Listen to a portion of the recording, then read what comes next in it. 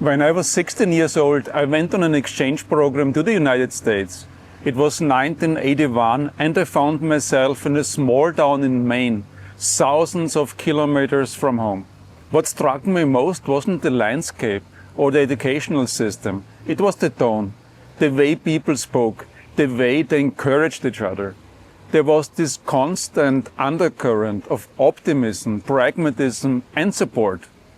People genuinely believed in progress. They believed that if you wanted something and you worked hard for it, you could get there. That idea wasn't just written in books, it was in the air. It was in the tone of everyday conversations. And that experience, to be honest, shaped me more than anything I was taught in high school or later at university. It instilled in me the belief that if you're passionate about something and you put your energy behind it, things can happen. That belief has stayed with me all of my life. Tone is powerful. Tone sets direction, even when strategy is unclear. And you can see this clearly, not just in cultures, but in companies. Let me tell you a tale of two firms. Roughly 25 years ago, they were about the same size. Similar business models, similar client bases, even similar recruiting processes. But the tone inside these two firms was dramatically different. In one of them, there was a certain cynicism. Employees complained about their clients behind closed doors. Leaders often emphasized what couldn't be done. Ambition was seen as naive. In the other firm, the tone was radically different. There was optimism. There was collaboration. People lifted each other up. And there was a clear sense that if you had an idea and a little entrepreneurial spirit, you'd be supported in making it real. Fast forward to today. One of these firms has become a global powerhouse. The other has stagnated. I don't want to oversimplify. It's never just one thing, but the tone made a difference. It always does. Now let's bring this to procurement. In my book, Profit from the Source, I introduced a framework called What Good Looks Like in Procurement. It's a way of assessing how procurement creates value for the business.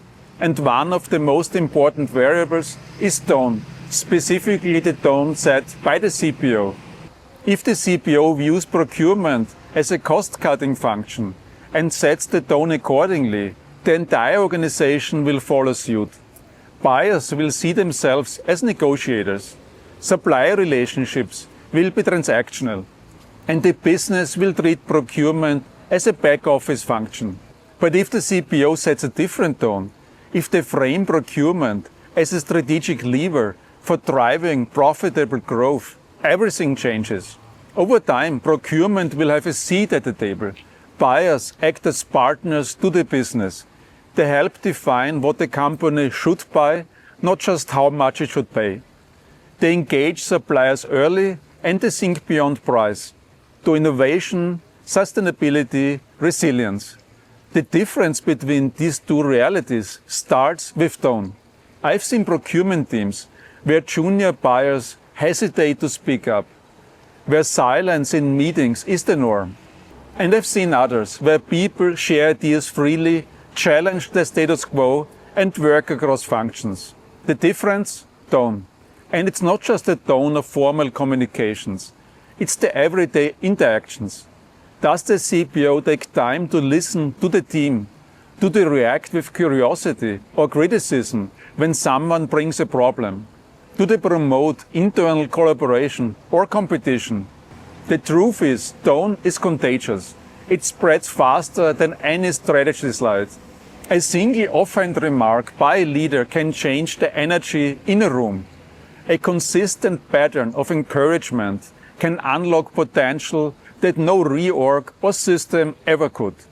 So here's my reflection for the day. Tone isn't a side issue, it's central. Whether you lead a small team or a global function, the tone you set will shape the culture, the performance, and ultimately the impact of your organization. Set a tone of trust and you'll get honesty.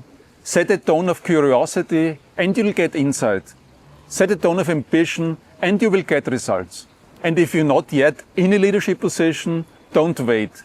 tone travels in all directions.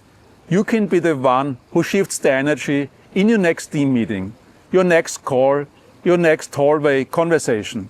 Because sometimes the biggest change starts not with a plan, but with a tone.